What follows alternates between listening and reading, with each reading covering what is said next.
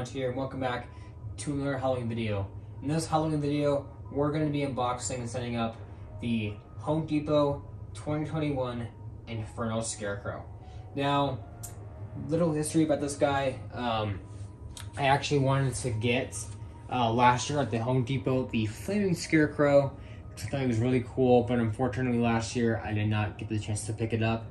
But this year, basically the Home Depot has brought that character back. You know, it looks pretty similar to the same Flaming Scarecrow, except this time they made him green and they call him the Inferno Scarecrow, not the Flaming Scarecrow, the Inferno Scarecrow. And I gotta say, I am super happy about this because I wanted him so bad last year, and he was probably my favorite Home Depot prop last year.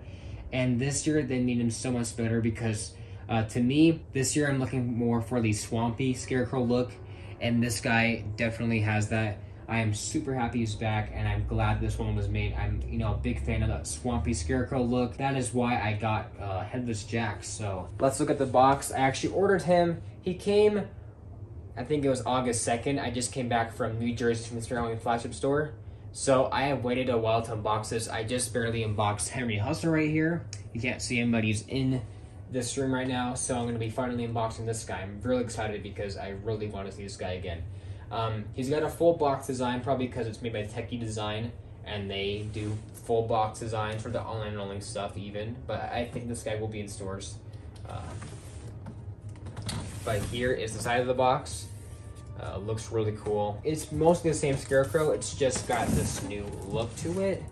New kind of green creepy cloth and green clothing instead of the traditional kind of Scarecrow look it had last time. So let's get his parts out of the box.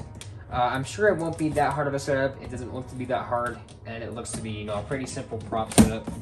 But we'll take a look at that and judge that myself. So it's kind of stuck right here. Okay, so here we go. So we got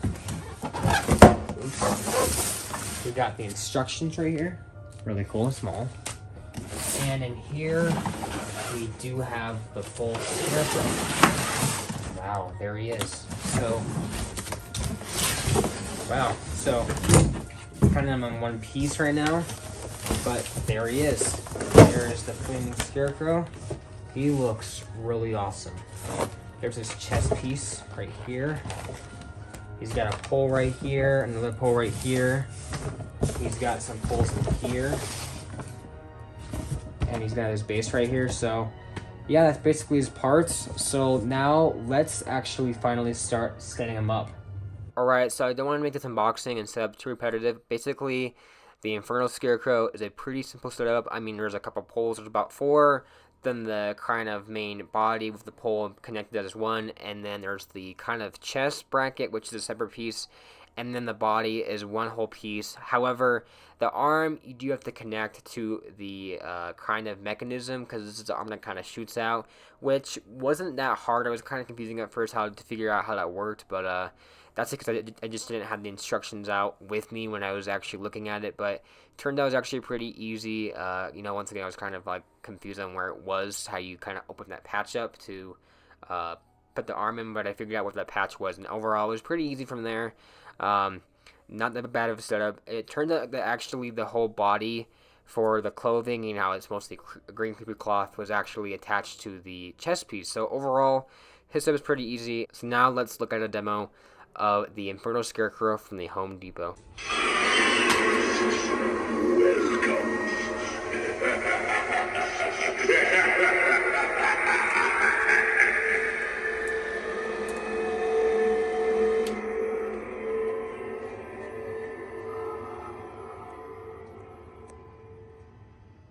Alright guys, so here is Inferno Scarecrow after that demo, and I gotta say he's honestly really cool. For $100, this is definitely something I want to talk about. I mean, last year I saw the Flaming Scarecrow in person, but I never saw it turned on. But here I finally see this guy turned on, and I actually startled me a couple of times. He is a very fast prop. I love his, his colors. It reminds me a lot of Headless Jack just because I just got him. But I think those two are really good together because they have really cool hand postures. They're kind of more like fabric fingers, which also Headless Jack has. and that green creepy cloth really does work too. I honestly like it better than the original one. Even though the original one is more classical, I think this one is really cool for an alternate because I want more swamp Scarecrow pumpkin guys, and this is one I definitely needed to have, and I think he's really cool. He's 6 feet tall, so compared to Henry here, this head popped up. Henry is taller, but with his head down, he is not. So there's like a little size comparison for you guys. His face is awesome. I love the flaming lights inside of his head. They look really awesome. I think they work really well here. His face just looks awesome. It's the same as the original one. I don't know if it's recolored or not. Kind of looks a little different coloring, but it could be just me. But that face is really cool. Those scars for his, his mouth, his, the burlap stitches around him. That nose is really cool, how it's curved. His eyes got some kind of carvings around it. His head's, has overall got this like burlap texture with the, kind of seems like textures right here. Even kind of feels like it too. It is a hard plastic, and I just love all the scars, all the dirt marks on him. Just looks really nice and definitely captures that burlap Scarecrow look a lot. He's got this kind of rope tied around his neck. We got his burlap kind of collar, you could say. His hands and arms and his body mainly have this fabric. One thing I'd like to maybe change is maybe down there, fix that, but I don't really care, honestly. I barely care about that. I think it's fine. I actually prefer it kind of more floating, but yeah, I mean, they could have maybe fixed that, but it doesn't really matter much. His chest piece is a plastic. It's not as flimsy as a plastic as this jack, I think. It's still pretty cheap, but it's not that bad really. And for $100, this guy's an amazing price. I think $100 is a great price. I can see this guy selling that again. He's just an amazing price. If Spirit had this, they'd probably want $200 for it. So this for $100 is amazing. Home Depot really knows those prices really well. And his instructions are right here for people who are wondering. But overall, yeah, I mean, his setup is just great, and his overall look was just amazing. I am definitely excited for the year I use this guy in the future because I'm a big fan of classic Halloween. And out of all the props I bought this year, this guy definitely gives me the most classic Halloween vibes. He's just really awesome. And I'm a sucker for scarecrows and pumpkins, so seeing this guy was definitely really awesome. I'm so glad to have him. I'm glad I didn't miss out again. I was considering not getting him, but I did get him, and I'm so glad I didn't miss out on him again because he's just really cool.